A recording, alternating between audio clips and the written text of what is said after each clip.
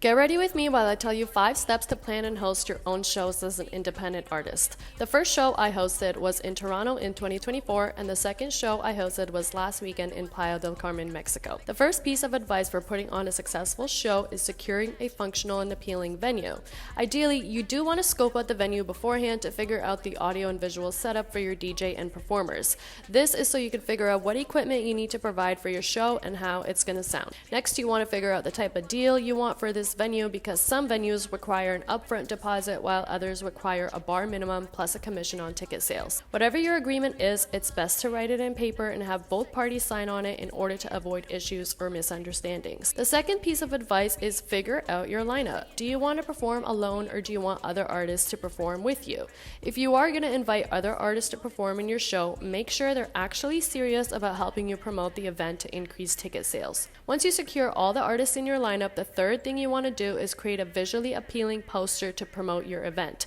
I have a background in graphic design, so I created the posters for both of my events, but you can always find a graphic designer on Upwork or use Canva if you're a beginner. Once your promo is created, it's best to immediately share it across social media. I like to promote a show about 2 weeks in advance to create a sense of urgency and demand, and also send out personal invitations through text and DM.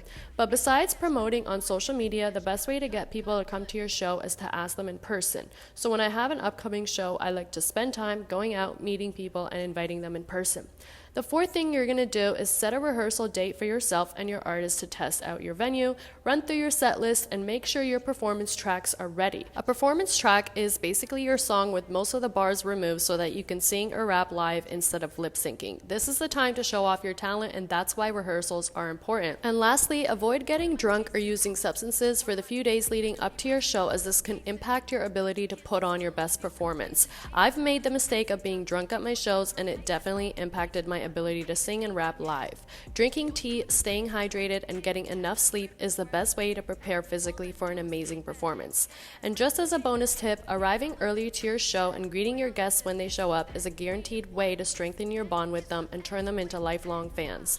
And on that note, thank you to everyone who has attended both of the shows that I have hosted as an independent artist with no manager, no label, and to my lovely friends for allowing me to use their venues to share my art.